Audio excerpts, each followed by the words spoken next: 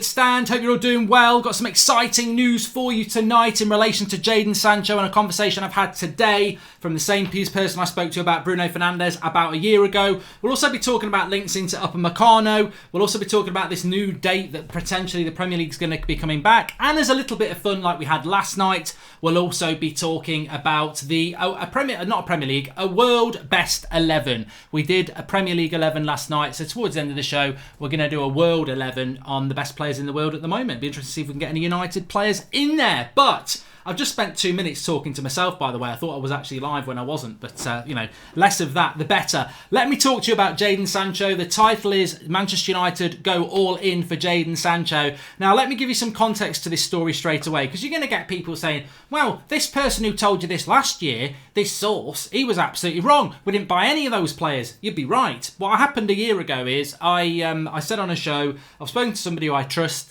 in the industry. They don't normally tell me that much stuff, and when they do, it tends to be quite good. And they said to me about a year ago in March, United want Sancho, Bruno Fernandes and Meunier. We got in the summer. We got none of them. But there's context to that story. We didn't get Jadon Sancho because he didn't want to go last summer, and United couldn't do the deal. We didn't get Bruno Fernandes because we messed it up and we had to get him in January. And we didn't get Thomas Meunier because we were looking at Thomas Meunier because we didn't think Wan-Bissaka was available, and that Wan-Bissaka deal became available in late May, and United went all in for that. So there is context to that, and I do believe this person. And what they've said to me today is this: Manchester United are all in for Jadon Sancho. This is the deal they've prioritised. This is the deal they want to get done. And he said, when you go back to what Ollie said last week when he was interviewed about things, and he said this situation that we're in with the pandemic won't stop Manchester United doing the business they want to do. What he read that is that will not stop Ole Gunnar Solskjaer or Manchester United signing Jadon Sancho. What he did say is, I'm not going to say to you now, Jadon Sancho is coming to Manchester United. United are not being arrogant about this. United are very aware that this, and this is all, I mean, I've got the notes here. What he said is that Manchester United are very aware at the moment that since Bruno's come in, the turning of the tide with the team, not furloughing the staff, the great work they've been doing around the charity, that since January, for various reasons, the fan base is starting to get behind the club again when it wasn't maybe around January, December time. Manchester United are aware of that. They don't want to go back to situations where people are singing in the terraces, people's houses are being attacked, where Solskjaer's future's under threat. They absolutely want this situation to continue. They absolutely feel that they've been given a second chance by the fans in some ways, what with Bruno coming in, and there's a feeling of goodwill around the club. They want to embrace that. They feel that this worldwide pandemic has been horrible for everybody, but the way United have reacted to it has made United look good as a football club. They're not doing it to look good to the fans, but as a football club, we look good. We're behaving well, and as a football team, they want to keep that. And part of that future plan is bringing in a player like Jadon Sancho that they know the fans will be over the moon with, that they know will be highly marketable in a money way, but they know will improve the team massively as well. And this is what Manchester United are looking to do.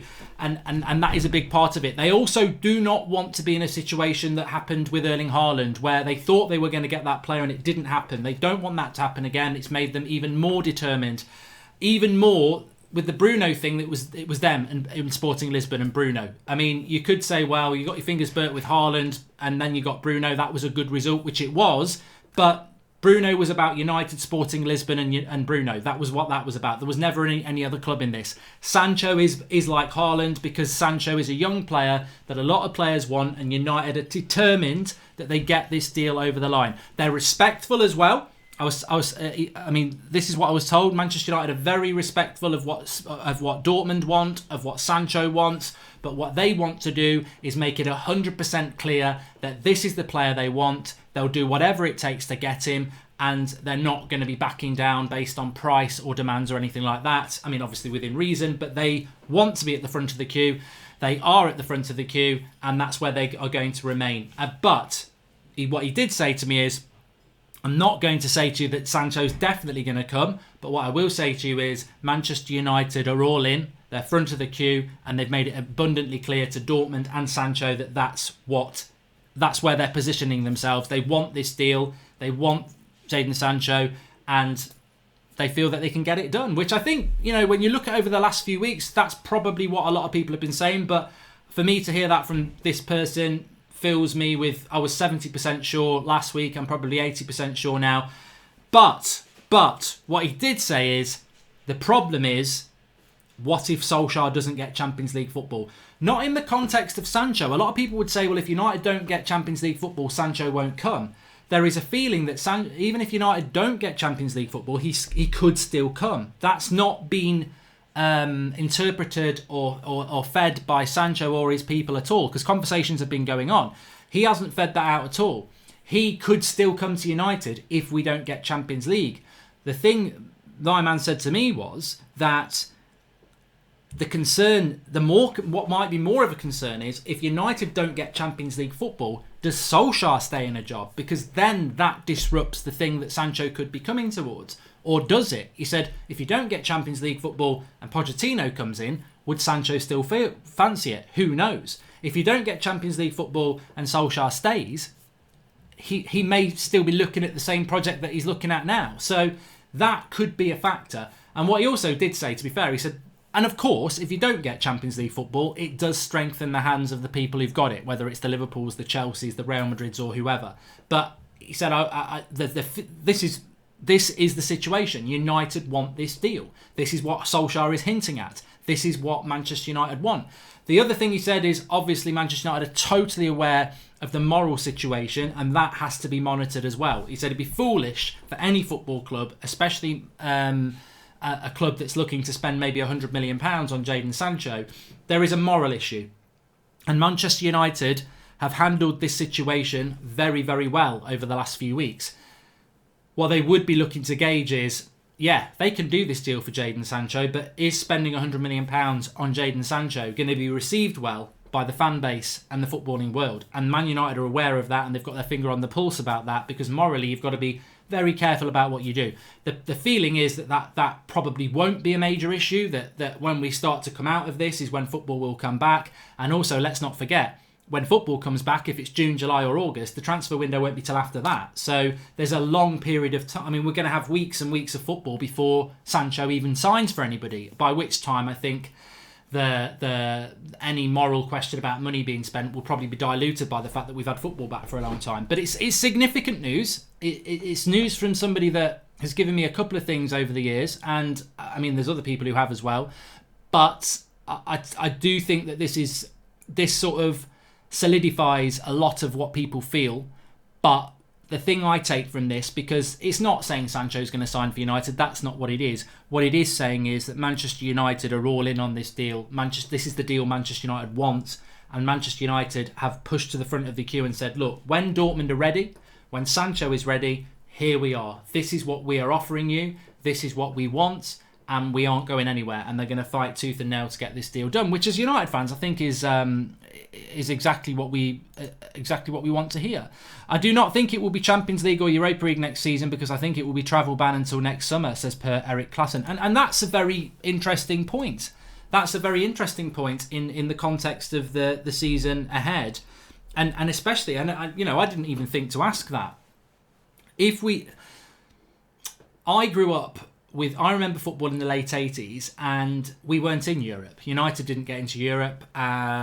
Liverpool didn't get into Europe. They were very good then. Other teams didn't get into Europe because there was no Europe. We're going to talk about Upper Meccano in a minute, extras. I'm just working through this sort of this new news. So from a United point of view, if there's no Champions League football, the only thing that would worry me about that is the revenue of the Champions League football, and how that works. Because if there is no Champions League football, does that stop Sancho coming to United? In some ways, it could feather our nest, because everybody's only playing Premier League, FA Cup and Carabao Cup. So if there is no European football, why does that become a factor in a deal for Jadon Sancho? Great bit of news, Mark, in these troubling times, says Leon Hughes. Well, yeah, for those who've joined us a little bit late then, so I've been speaking to somebody today who's given us information in the past. The last big story he sort of gave us was March last year, when he said United want Sancho, Bruno and Meunier in the summer. We didn't get any, but as I said, the context to each of those, I'm not fussed. Sancho we couldn't get last summer. Bruno we messed up till January. Meunier we wanted, but we went for Wan-Bissaka in the end because we didn't think he was available. What he said to me today is that Haaland and look, a lot of this information he will be getting will be coming from the club, without a shadow of a doubt, because this is the sort of thing that United do sort of leak out to their trusted people, and it it puts Manchester United in a very good light anyway. It puts United in a very good light. And essentially, United are all in for Jadon Sancho. They don't want to see what happened with Erling Haaland again. They went for a player that there was competition for and they didn't get him. They're determined that won't happen because they wanted Haaland. They know Haaland would have improved them. They didn't get him. They're not going to let it happen again with Jadon Sancho if they can help it. They're going fully in on this. They're going to be respectful of Dortmund and Sancho. They know that nothing's going to get done until this season is over, whenever that is. But it's about positioning yourself, being aggressive, not to Dortmund or Sancho, but if anybody's competing, they want to be at the front of the queue. They're fully aware of the morals in relation to spending a lot of money and in relation to the whole world at the moment. And they're very, very aware that the club is in a good position at the moment. And I think this is probably the most important thing. The club is in a very good position at the moment. You and I know what the club have done in relation to this pandemic around the charities, about not furloughing, about paying staff. They've put themselves in a good light where teams like Liverpool and Spurs haven't and had to redeem themselves to their fans. They're fully aware that bringing Bruno in has been received well. Agarlo, bit of luck, but that's been received well. There's a good feeling about the club. There's a good feeling about the fan base, the songs, the flares, whatever. They're nowhere at the moment, and they want to keep that. United were rocked 100% in January when Edward Wood's house got attacked, when everything was happening on the terrace. Manchester United Football Club, all right, they didn't put it out publicly, but I know for a fact they were rocked by that. They were concerned. They were very concerned. They don't want that to happen again. And they know that by delivering someone like Jadon Sancho, it keeps the fans happy. It makes United more progressive as a team. It keeps Solskjaer happy. It makes the team better. It gets the merchandising and everything else ticking around. This deal is very important. It's not just a gift to the club. It's a gift to the fans. It's a gift to where we're going to go. And obviously we had the Solskjaer hint last week, which was we can go and do the business that we want to do. So it's big. It's important.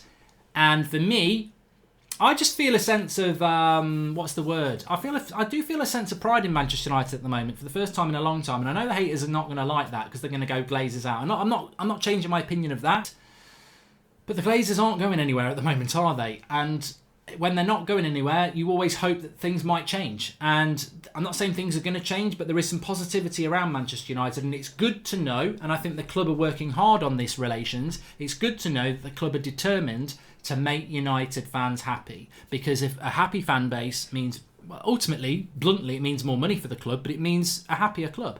And so yeah, it is positive news.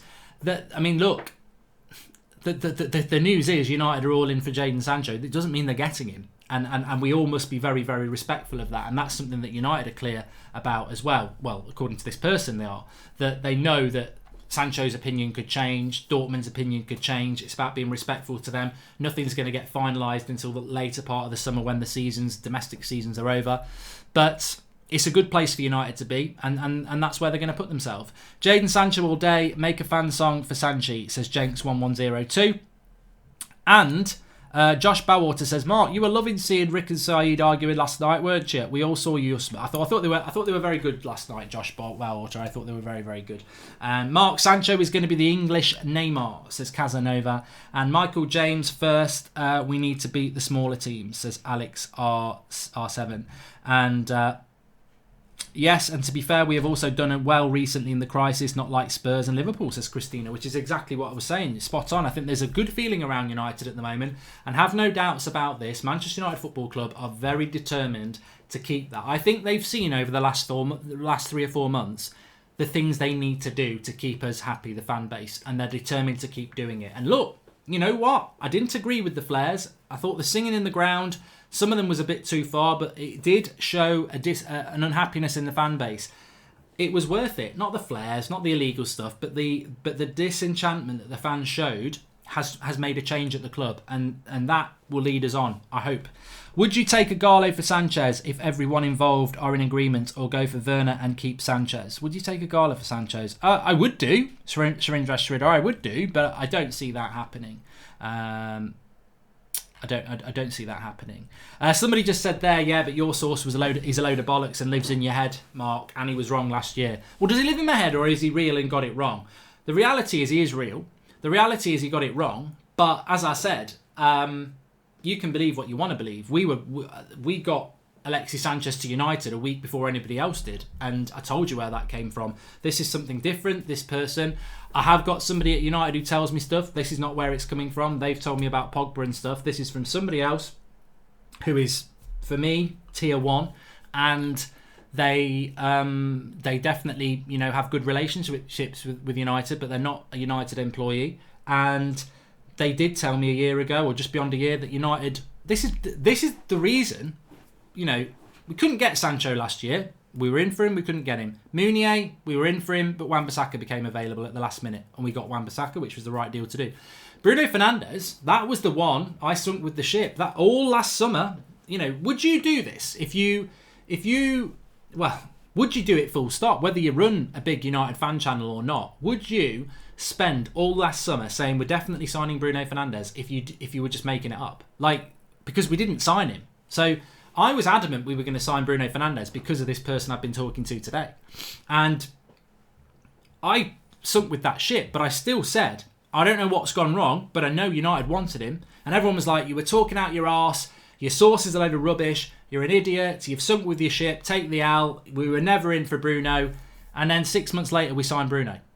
Because we were always wanting Bruno, we just messed it up last summer.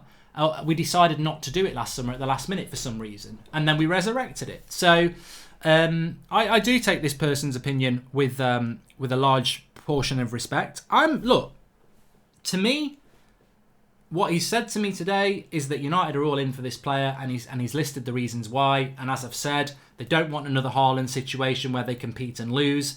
They don't want to lose the fans again. They want to keep the good momentum going and the good feeling going around the club. Solskjaer's dropped the hint.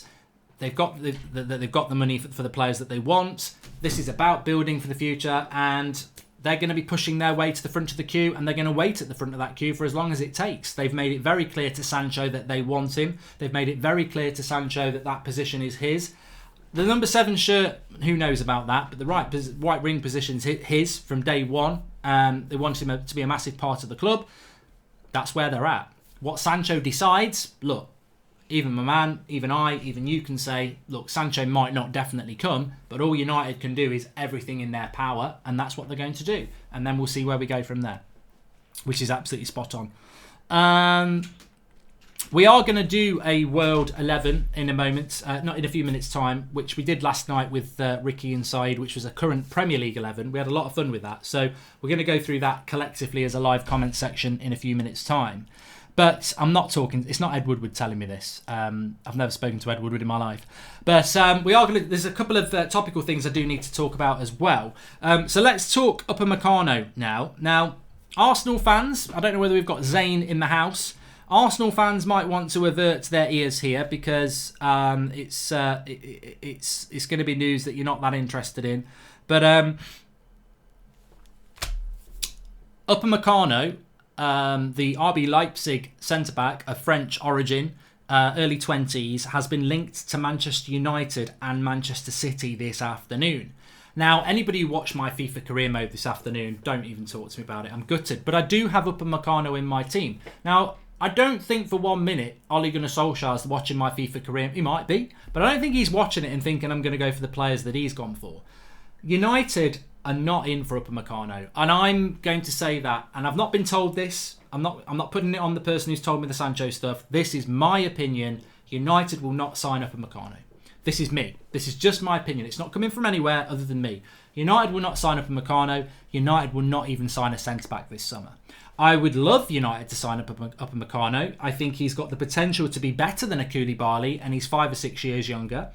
He's only got 1 year left on his contract at RB Leipzig. I think you could get him for maybe 50, 45 million, which is good value.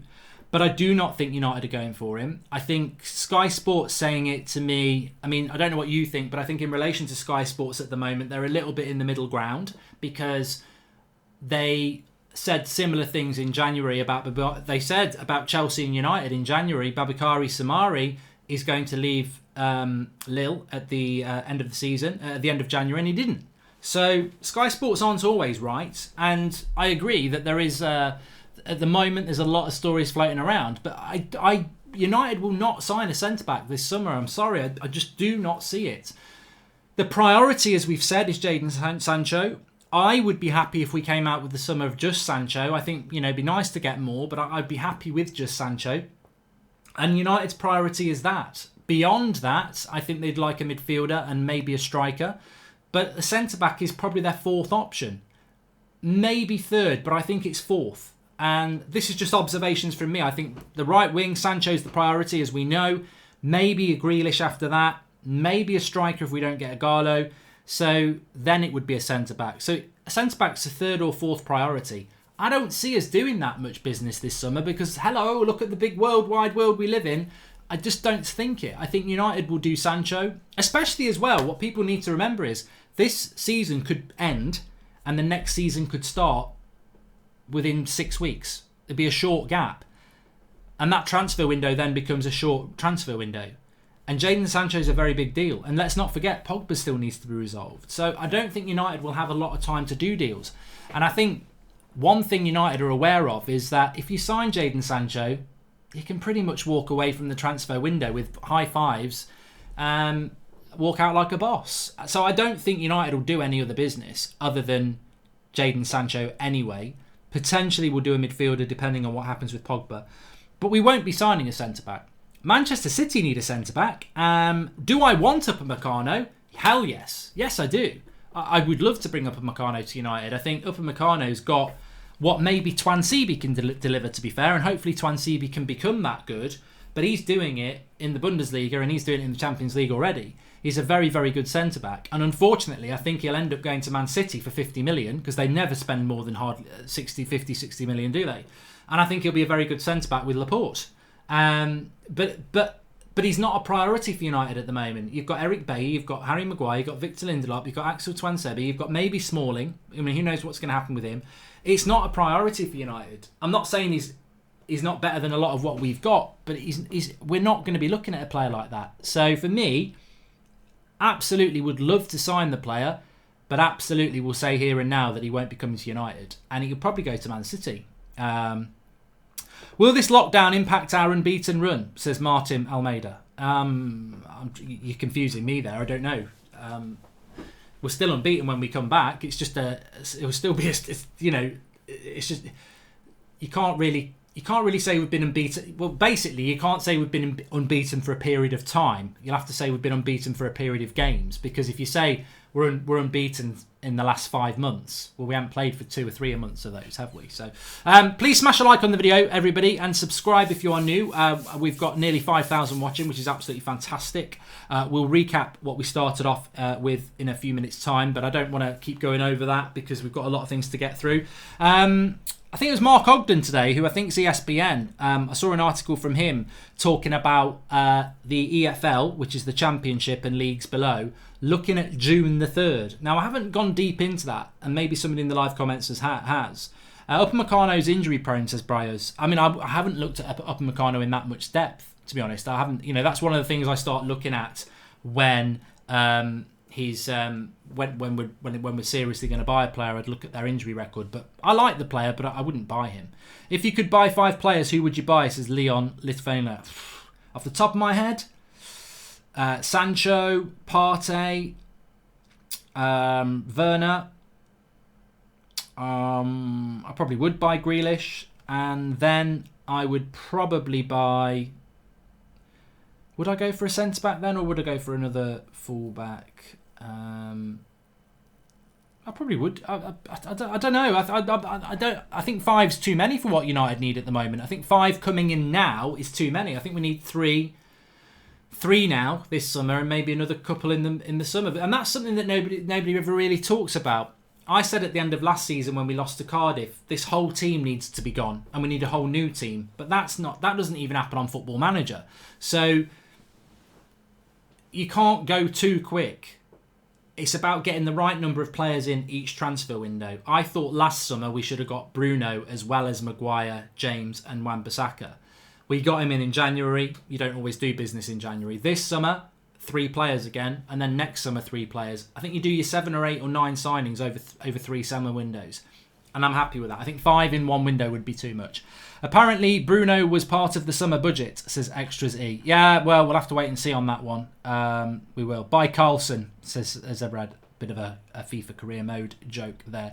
But yeah, look, if we're going to be back playing on June the 3rd, I saw some people moaning about it, but we're playing football behind closed doors, and we're playing football when it's safe. Whenever it comes back, it comes back. What I did see today, and I don't know how true this is, what I did see today, and I'd be interested to see what your opinions is, I saw a schedule of football matches for Manchester United. And it's no big league, but what it is this, and I wanted to see what your thoughts were. Basically, what they're saying is, on this leaked schedule, if it's accurate, is that when United come back, they'll play Spurs, then they'll play all their remaining Premier League games in a row every 3 days. So it'll be like Saturday, Tuesday, Saturday, Wednesday, Saturday, or Sunday, whatever. We'll play 9 Premier League games over the space of about 4.5 weeks. And that'll take, well, it depends when we start back, but 4.5 weeks of Premier League football, a game every 3 or 4 days. 9 games done. Premier League done. Then you'll do the FA Cup. Quarter-final, semi-final, final over the space of a week. Then you'll do Europa League quarter-finals, semi-finals, final. And it'll all be done in the space of about 8 weeks. But it's interesting that they won't intersperse like we do normally. You won't have Premier League, Europa League, Premier League, Europa League, Premier League, FA Cup, Premier League, Europa League, Premier League. You know, they're not going to do it. They're going to run the Premier League, then they're going to run the Cup, FA Cup, then they'll run the European Cups, one after the other. Which I actually thought, you know what? Because it's going to be such a quick turnaround, it's probably not a bad idea to do that. But I don't know what your thoughts are on that. Josh Bowater, any updates on Bellingham? Everything seems to have gone a bit quiet around him. I think the situation with Jude Bellingham is probably like any transfer at the moment because, you know, as my guy was saying to me today, and as I think Fabrizio Romano said it as well on Twitter the other day, and a few other people have said it, this is not a world where... Remember when we signed Memphis Depay, however many years ago? Memphis Depay, it was announced as a United signing in March or April. It was a signing a bit like Ziyech with Chelsea, where the transfer window's not open, but it's going to happen.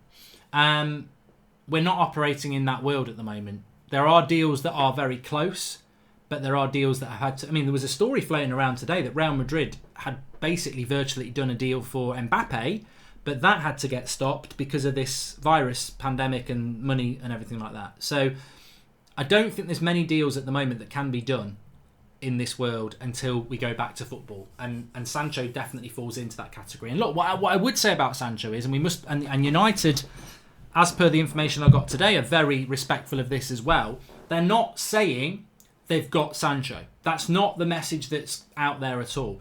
What they're saying is they're all in for him. They want him. They want him to know that they want him. They want Dortmund to know that they want to do the deal. They're 100% in on this deal and they want to do it and they feel they'll get it done. But they're totally respectful to the fact that Sancho's got to make his own mind up, and so have Dortmund.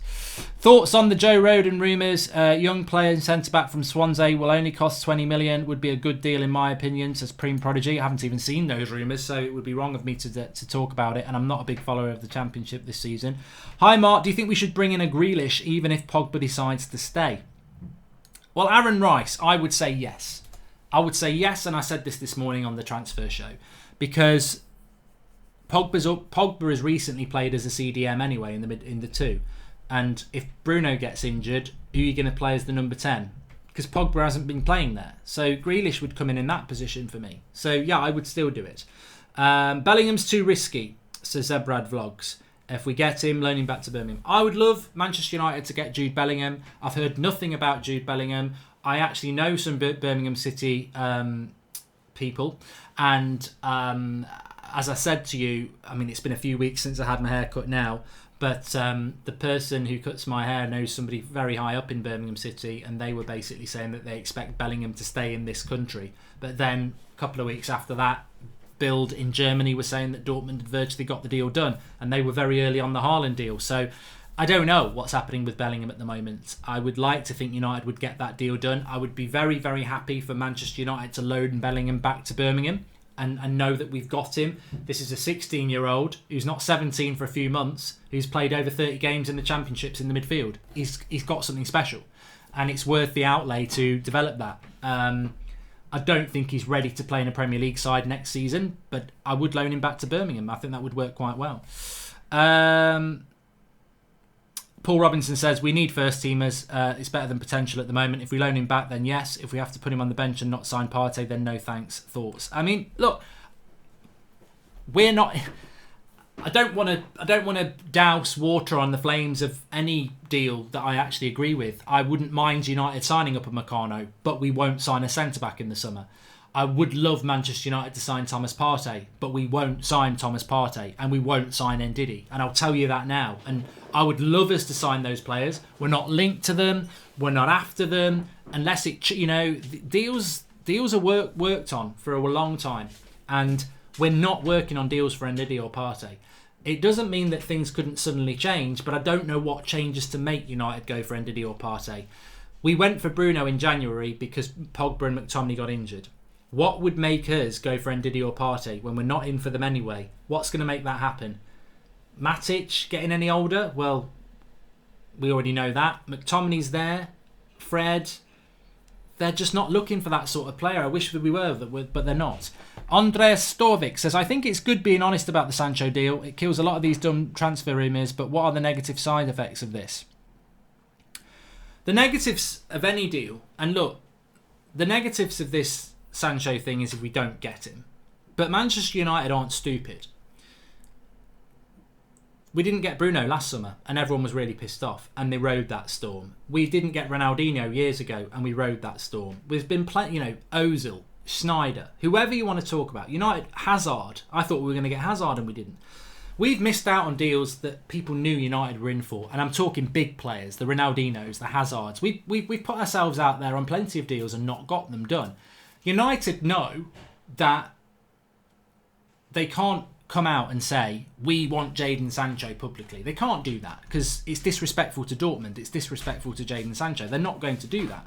This information I've got is obviously, from somebody who I trust. But United aren't officially going to let it out there now. It's disrespectful. It would. I mean, you can imagine if Manchester United, if Ole Gunnar Solskjaer did a hangout on Sky Sports. I tell you what, we want Jadon Sancho, and worst accent ever, I know, but it's disrespectful because Dortmund would be pissed off. Sancho would probably be pissed off. And look at the world we live in. Everyone would be like, how can you be talking about spending millions of pounds? So the negative side effects are minimal, Andreas. Manchester United have made it very, very clear that this is the player that they want to the people that matter. They're not going to do it publicly. And they also know that if they don't get the player, they're going to get the L anyway. But we've had the L before. Ronaldinho, Eden Hazard, plenty of players. United know whether they're in for Sancho or not, which they are, they're going to get... we've had it with Mane, we've had it with Firmino, we've had it with Salah, we've had it with loads of players that we were never in for. So United know that the only negatives of this are not getting the player. But they are scared of that. They are scared of that because they were scared of that. Well, they weren't scared of it. But they saw that with Haaland. They saw the confidence drain away. Even Ollie, 2 weeks before he signed for Dortmund, was very confident in press conferences. And that deal just went away right at the end. So United are fully aware of that feeling of missing out on a very important player. There is no Erling Haaland alternative out there, is there? There is no young striker that looks like they're going to be world class for years and years. And United nearly got him and they didn't. So Sancho's sort of like their second chance. He's all right, he's not a striker, but he's a player that they need in a position they need who could be world class. They're absolutely determined to get that deal done.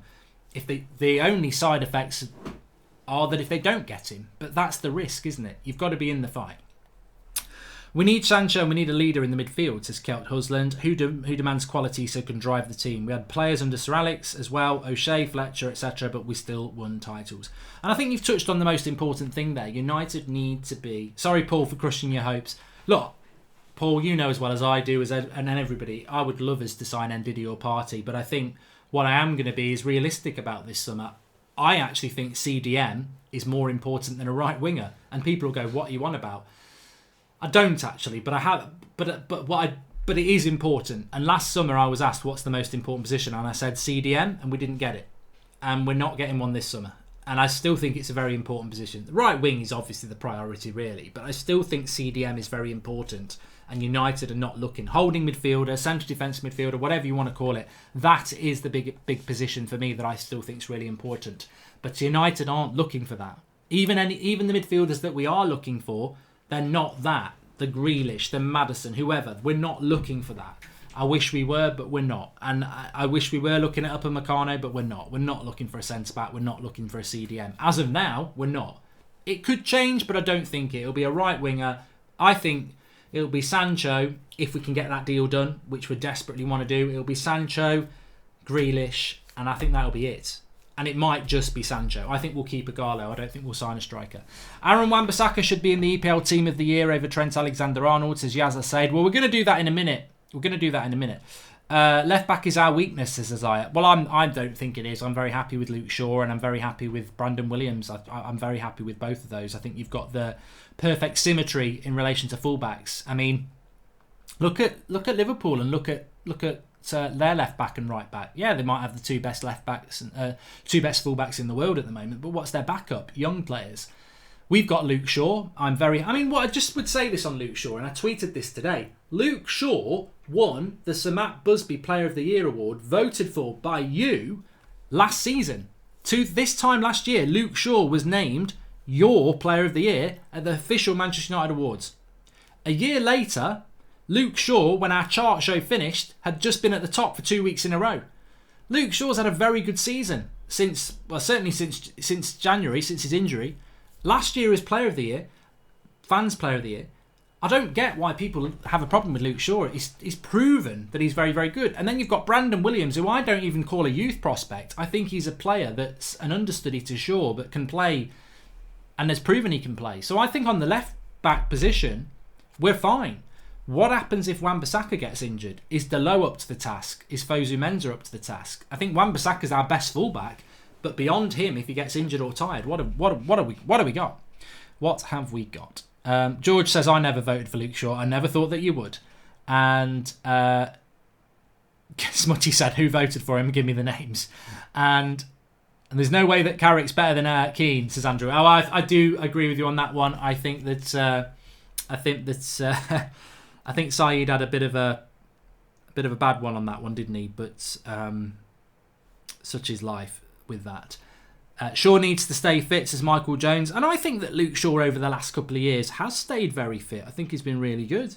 I think he's been really good for us. So let's move on to this now. I'm going to have a bit of fun with you now. I'm going to try and do these things quite regularly. I really enjoyed last night with Ricky and Saeed. They were brilliant, weren't they? And that's the Sunday night show. And what we're going to do on Sunday nights from now on is get a couple of guests on. Maybe even have 3 guests, actually. That's not a bad idea. But what was I going to say? Yeah, so we did a Premier League team of the season so far last night, and we got involved. Well, I thought, you know what? I think this is good for our live comments. Thanks for the contribution, PMV Patrick. In fact, can I just say thanks to everyone who's tuning in. We're live every night at 8 o'clock, as you know. We've got the Man United news story in the day. Flex and Rants tomorrow at 1 o'clock live. So what we normally do in the week is we'll have a transfer or Man United news show in the morning, a 1 o'clock live chat, which will normally be a guest. We've got some lined up this week, which are good. And then 8 o'clock every night. So thanks everyone who's watching the videos and getting involved on this lockdown. Really appreciate it. And everyone who's doing the super chats and becoming a member, really appreciate that as well. You're fantastic. And you know, it's difficult times for everybody, but I'm glad that you're supporting the channel and helping us out. So let's go through a Premier League. I've lost my arm. I'm armless. This is a World 11. This is the World 11. And I did it on my Twitter, at Mark Goldbridge. We went through each position and I put forward who I thought were the 4 best players in each position, right?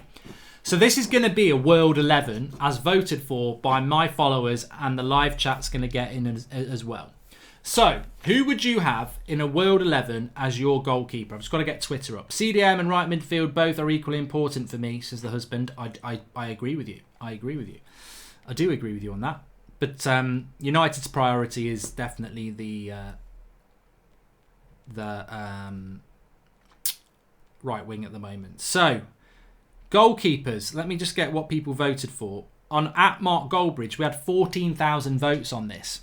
The choices were Oblak, Alisson, Manuel Neuer, Handanovic, and a lot of people were saying Ter Stegen. But who would you say is the best goalkeeper in the world at the moment for a World 11? And hello United, it doesn't matter whether you've got Twitter or not, because we're going to do it together now. Most people are going with Oblak. There's a few loyal De Gea's. I can tell you that 64% went with Oblak. So Oblak would be the goalkeeper. as of you, and as everybody else has said. Sancho, Partey, Igalo, permanent, out, Pereira and Jones, says you in 97. I think we'd all agree with that. And Zayn Miasi says David James. No money's going to get David James in there, I'm afraid. So Oblak in goal. Then at right back, your 4 choices, or you might think somebody else, would be... who said that there? Alisson is clear, says Sonny S. Well, he wasn't on the vote. Right backs nominations were Hakimi of Borussia Dortmund, Kimmich of Bayern Munich, our boy Aaron Wan-Bissaka, or Trent Alexander-Arnold. So who would you go as your right back in a World 11? We've got Oblak in goal, and right back, I can tell you that the vote was very close. 43% went with Trent Alexander-Arnold, 39% went with Wan-Bissaka, so it was Trent Alexander-Arnold who got it. To be honest with you, that's probably just English bias, because Hakimi and Kimmich are very, very good, and I think there's an argument to say that Kimmich is actually the best. But I've argued before I put Wan-Bissaka in my Premier League team, so I would put him in a World 11, which probably does sound a bit premature, but it would be Trent Alexander-Arnold. 43% would put him in. Centre-back, obviously, it's who plays with Van Dijk. Van Dijk is definitely the best centre-back in the world, so I would say Van Dijk takes up one of those. And then your choices were Chiellini, Ramos, Laporte, Koulibaly. Now, some people said Varane, but for me, I still think Ramos is better than Varane. I think Varane's very good, but I think Ramos is better than Varane. So who would you have as your centre-back? Chiellini, Ramos, Laporte, Koulibaly. Some of you might say Varane, but for me, I don't think Varane's better than Ramos. So there you go. And Kimmich does play CDM, you're right, but he can also play as a right-back. Trent has won the Champions League. Wan-Bissaka is a B-Tech. Ashley Cole, says Zayn Miasi. Well, you're an Arsenal fan, which is, and you're a B-Tech Bournemouth. And Phil Jones to play with Van Dijk. I don't think even he could cover him. So a lot of people are saying Varane, to be fair. A few people saying Ramos. A few Koulibalys. A few Phil Jones. Quite a few Koulibalys now. Koulibaly got 36% of the votes. Ramos got 38% of the vote. So close between Koulibaly and Ramos. Left back. Who was left back? So your choices at left back were... Hold on, I think this got amended actually. Amended, yes. It got amended by popular demand. And we had Alphonso Davies of Bayern Munich, Andy Robertson of Liverpool, Marcelo and Telles were the left-back options. And I can tell you that this was a landslide. Andy Robertson got 60% of the vote and nobody got close. In fact, Alphonso Davies and Marcelo got less than 20% of the vote. So Andy Robertson won that. So this is interesting, isn't it?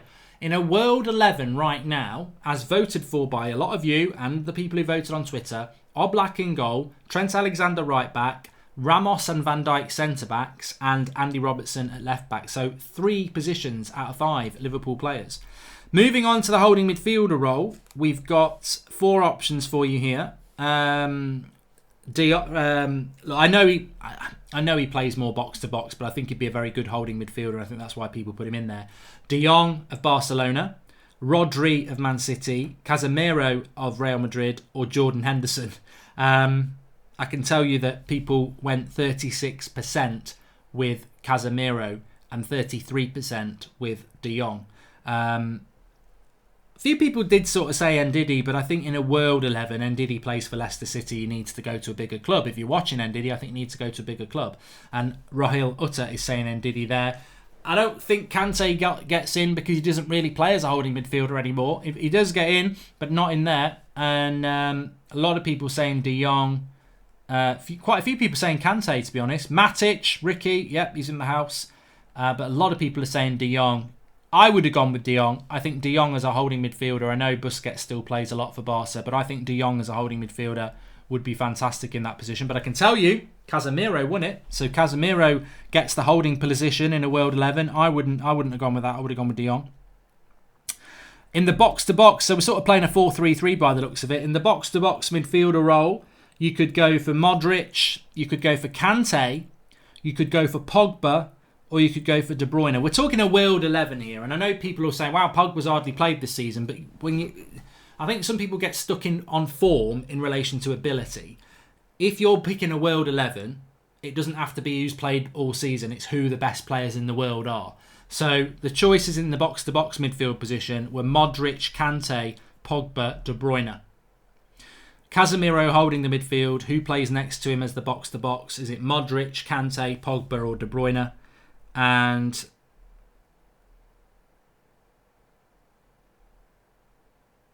a lot of people on my Twitter said, I'm not being biased, it should be Pogba. In the live comments, we've got Mata, De Bruyne. A lot of people saying De Bruyne. Some people saying Pogba all day. And I think on his day, Pogba, that's why he's in there. Not this season, but I think on his day, Pogba is in there. I agree with you. But I can tell you, Pogba was second with 23% of the vote. 58% of the vote was Kevin De Bruyne. But we're building quite a good team. It's an interesting team. And then in the more attacking position, I got a lot of stick for this on Twitter. And we had 17,000 votes on this one. So the attacking midfield position, I had Bruno Fernandes, Bernardo Silva, João Felix, Neymar. Now, before anybody says anything, if you don't realise that Neymar plays most of the season for PSG as an attacking midfielder, don't at me. I know Neymar plays off the left for Brazil and he can play off the left for PSG, but a lot of this season he's been playing an attacking midfielder. And I wanted to mix it up because the left side is very competitive, so I pulled Neymar into the middle to play as an attacking midfielder. So Zane says, Mark, De Bruyne, United fans love Pogba, he's so average. Well, I'm sure he'd be your star player if he was at Arsenal. I'm sure Pogba's brother would be the star player at Arsenal, your team's that shit. And of course, everybody in the live comments is saying either Bruno or Neymar. Neymar got 52% of the vote. Bruno got 34% of the vote. What Bruno also got was, why is that B-Tech Bernardo Silva in there when he's been playing in Portugal up until a few weeks ago? I think it's disrespectful to Bruno to say that. I think his stats over the last 2 years, whether it's Portugal or not, has been fantastic. And I think he is one of the best attacking midfielders in the world already. But he'll prove that to everybody. But Neymar won it. So the team so far, a World 11, as voted for by you and on the people on Twitter, is Oblak in goal, Trent Alexander-Arnold, Ramos and Van Dijk, Andy Robertson, Casemiro holding the midfield, De Bruyne box-to-box, and Neymar attacking midfielder. Not a bad team so far, is it? Not a bad team so far. On the left-hand side of the attack, the options were Mane, Rashford, Aubameyang or Son. All Premier League players, interestingly, but I could not think of a left-sided attacker in Europe better than those four players. Because Neymar is obviously playing centrally. Hazard's been shit. Bale's been shit. Or, a lot of people who play off the left-hand side in Europe haven't been that good. I couldn't really think of any really. Jadon Sancho doesn't play there. So, are there any Arsenal players in this conversation, says Josh Bellwater? Well, Aubameyang. Aubameyang did get put in there, and I sort of put him in for banter, really.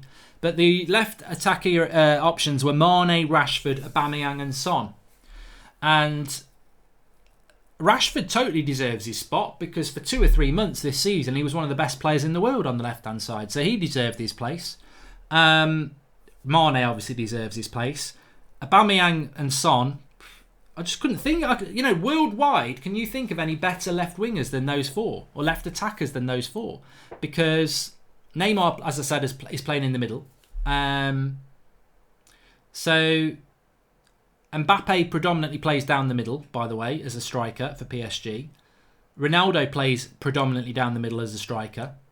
So yeah, it's a difficult one. Lukaku. There are some good left wingers out there, but I don't think you could argue with any of those. Anyway, Mane won it with 63% of the vote. I don't think anybody could disagree with that. 24% Rashford second. I'm sorry to say, Zane, Obama Watts got less than 7%. He came fourth. Son got 7%. So Serge Gnabry's decent, yeah. Plays more off the right, doesn't he? Or does he swap it over? But Mane all day for that one. And then the final two positions are the right side of the attack and obviously up front.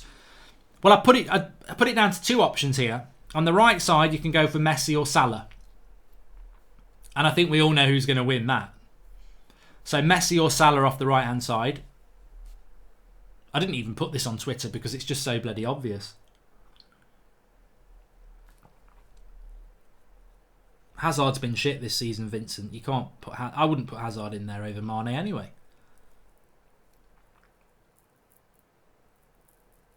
And obviously it's Messi over Salah. There's no arguments about that. And then the striker, you can name whoever you want. You can have Aguero in there if you want, but I personally said it's Mbappe or Ronaldo. There's only one winner in that one as well. And I know they're both into their 30s now, but whenever Messi and Ronaldo go up against anybody, they're going to win it, aren't they? So it's Messi on the right and it's Ronaldo at the front. So a current World 11, and this isn't in a mainstream media outlet. This is the fans voting for it. This is you voting for it. This is people on Twitter voting for it. The current best World 11, as voted by football fans, is, and tell me what you think about this, Oblak in goal, Trent Alexander-Arnold right back, Ramos and Van Dijk centre backs, Andy Robertson left back, Casemiro holding the midfield, De Bruyne box to box, Neymar as the attacking midfielder, Mane on the left, Ronaldo up front, and Messi on the right. It's a pretty good team. I don't think there is many teams that could beat that team. I think you might swap a couple of positions. I'd quite like De Jong instead of Casemiro, although you could say Pogba. You could maybe put Pogba in there somewhere. You could maybe put, but what a team. I mean, Lewandowski is not better than Ronaldo for me. Ronaldo and Messi still get in, but what a team. What a team. I don't think Lewandowski's being slept on. I just think Ronaldo's better. I would always put Ronaldo over any striker at the moment. I still think he's the best in the world. And I think that I knew it. Vanessa Brito says Neymar attacking midfielder, laugh out loud. You actually did that with your fingers. You actually typed Neymar attacking midfielder, laugh out loud. Maybe go and look at where he's played most of the season for PSG. Attacking midfielder. You've just ridiculed yourself. You don't watch much French football, do you? You don't watch much of PSG. You've seen him a couple of times playing for Brazil off the left and you think, oh, I'm going to make myself look really smart and say attacking midfielder, laugh out loud, when that's where he's been playing most of the season. Lewandowski, I totally acknowledge it, but I wouldn't put him in over Ronaldo. I think it's a very, very good 11. Mbappe is fantastic as well. Mo Salah's very, very good. But that front three of Mane, Ronaldo and Messi, with Neymar, De Bruyne and Casemiro, and that back four, and that keeper, bloody good team.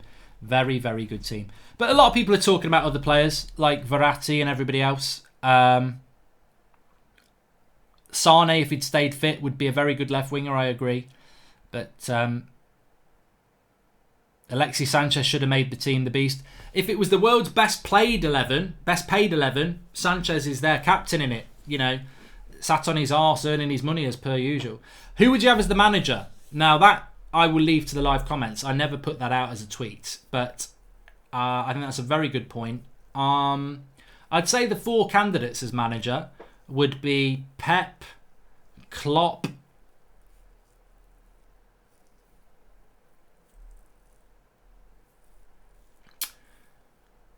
I don't know whether I would have the Real Madrid or Barcelona manager, to be honest. Who would you have as Pep or Klopp? And then I don't know who I'd have as the managers. Not Solskjaer, obviously. Surely of the season, Haaland gets a shout, says Josh Bowell. I mean, he's another shout, yeah. 1, Man United 99 versus Liverpool 2020. Man United 99 versus Arsenal 2003, says Akil Kumar. Well, it's United. Definitely United. I think I'd put Klopp in charge, I would. But Pep would be very good with that team because it's technically good. I think Pep in charge of Messi with De Bruyne, who he already manages, and Neymar. I think Pep would probably get that team playing quite good football, wouldn't he? Simeone would be a bloody nightmare with that team. Zayn Miassi says put Boris Johnson in charge. That's one of your funniest lines you've ever done, Zayn. Well done. Well done on that one, lad. Ancelotti, probably not anymore. I think I'd put Klopp in charge. Yeah. But I wouldn't be bothered with Pep. I think they're the two best managers in the world at the moment. Pop and Klep. Klep and Pop. Klopp and Pop. Klopp and Pep. I'll get there in the end. Yes, just a little bit of a summary of the show. That was just a bit of fun at the end, that I want to start doing these things just to interact a little bit more. Ter Stegen is the best goalkeeper in the world if you are not blind, says Yazza Said. I would go Oblak. To be honest with you. I'm quite happy with the way the vote went with that. But we started the show on Jadon Sancho, Manchester United going all in. This is in relation to a conversation I had with somebody today who I consider to be a very, very credible source. This is the person who told me a year ago that we were after Sancho, Bruno and Meunier. Obviously, we didn't get those three players, but I think the context of it, as I've explained before, we couldn't get Sancho no matter what we tried. Bruno, we messed it up and didn't do it till January. Meunier, this time last year, we were after because Wan-Bissaka wasn't going to be leaving Palace. And then when he was, we went for Wan-Bissaka. So this person has told me that United, they're all in for Sancho. They're pushing themselves to the front. They've told Sancho they want him. They've told Dortmund they want him. They want this deal. They're going to do everything they can do to get it. They're all in. They don't want another Haaland where they're competing with somebody and they lose. They want to keep the positivity around the club. They realise that after the depths of despair of January when people were turning against the club, they've brought Bruno in. There's some positivity. They've behaved brilliantly. Behaved's not the word. They've acted brilliantly over this crisis. They know there's a good feeling around Manchester United at the moment and they want to keep that going. Obviously, Ollie last week hinting that, the players that they want, they can still go and get. United all in for Sancho, which I think is what we all want to hear. But it doesn't mean we're signing Sancho, of course. The Champions League could still play a part in that. And also, it's about... United are going to give their all to get this deal done. That's effectively what's going to happen, and they're going to make it abundantly clear that this is the club to come to, and hopefully he will choose us. Have you seen Barca play? De Jong, says Yazza Said, and thanks for the interview with Clive, Darren Bent and James Cooper, says Ajmel Cosman. Well, thanks everybody for watching tonight. Really good show. I've really enjoyed it. Remember, you can catch us every night on the United Stand at 8 o'clock, and I will see you tomorrow, and we've got the Flex and Rant show live at 1 o'clock as well. Speak to you all soon. Thanks for watching.